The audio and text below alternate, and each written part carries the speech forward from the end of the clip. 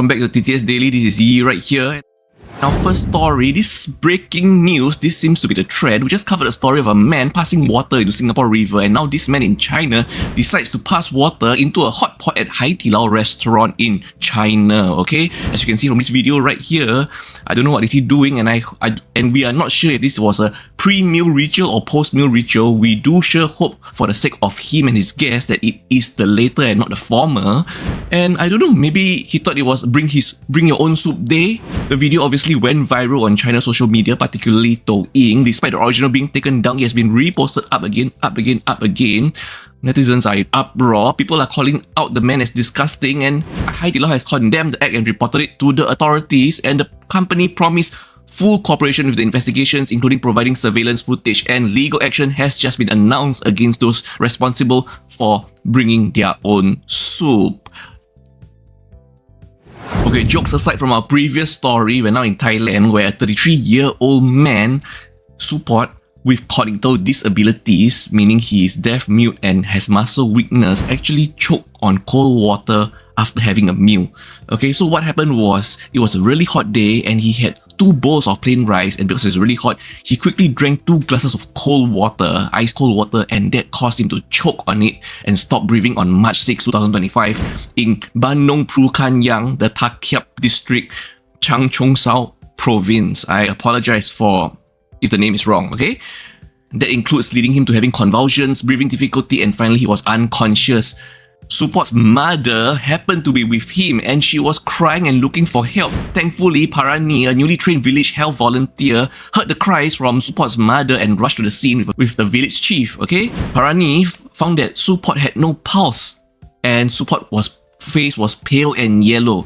So Parani performed CPR on Support. The first attempt, water emerged from his mouth. That's the first good sign, of recovery, And after the second attempt of CPR, Support's fingers started to move and more water was expelled from his body, and his breathing and his pulse returned, thankfully.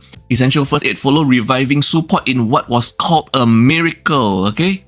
So once again, everyone, please take note, during hot days of extreme heat, be careful drinking cold water really fast because it can actually cause you to choke on it.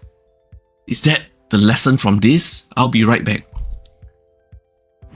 I am back and it is true, okay? So rapidly consuming ice cold water on a hot day can cause a sudden temperature drop in the stomach or throat, potentially leading to muscle spasms or cramps in the digestive system. So it is true, and as the story we just talked about, Support has congenital disease. So, but then, even if you do not have that, it is still be warned, do not drink ice cold water very fast on a hot day, okay? Because also once again, I'm going to add on to this, okay? Health tips. Drinking too quickly may overwhelm the throat, causing water to enter the windpipe rather than the esophagus, leading to choking, coughing, or in severe case, respiratory distress, okay? So stay safe, everyone.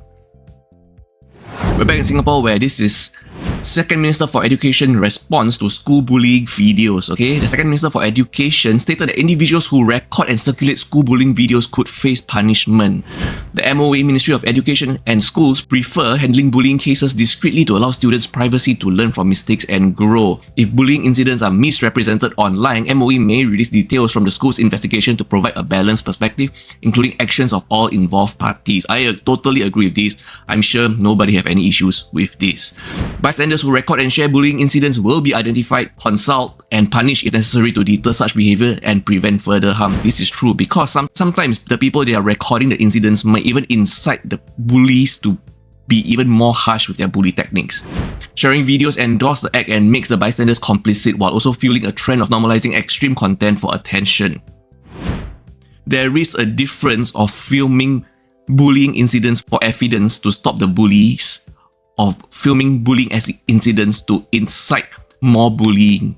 So there is a difference, okay? Schools will treat incidents as teaching moments, emphasizing that video snippets don't tell the full story and encourage critical thinking among students. The Second Minister for Education also noted that online content often lacks full context, leading to emotional reactions and quick uninformed judgments by the public. While firm measures will address those involved, the focus remains on education and growth rather than just punishment. Once and for all, there is no space for bullying in any part of society. Be it work, school, anywhere, okay? We're still in Singapore right now, where 40-year-old Australian Jose was sentenced to 16 months jail on March 7, 2025 in Singapore. He pleaded guilty to theft, criminal intimidation and criminal breach of trust.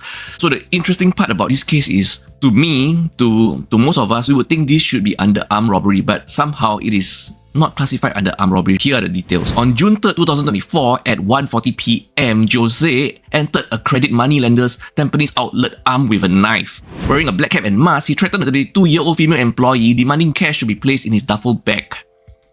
Dissatisfied with the initial amount, he forced her to open cupboards and drawers to prove no more cash was available. The incident was recorded on CCTV, showing him holding the knife by his waist. Police found Jose at a nearby void deck where he admitted to the crime and surrendered. A search recovered a knife and Singapore dollars $6,095 in a stolen cash from his bag. Jose claimed he stole the money to repay debts to licensed and unlicensed money lenders. He also misappropriated Singapore dollars $9,293.35 from his workplace between March and May 2024 to settle debts, leading to criminal breach of trust charge. Okay, so now this is the interesting part, okay? This is the interesting part. Initially charged with armed robbery in 2023, the charge was downgraded to theft and criminal intimidation. This is the part I don't understand. How come, to most of us, including me, that sounds like armed robbery? He had a weapon and he demanded money, right? Isn't that armed robbery, basically? So a forensic report from the Institute of Mental Health diagnosed Jose with major depressive disorder, moderate to severe. His depression contributed to his actions, but he was of sound mind and aware of the wrongfulness of his behaviour during the offence.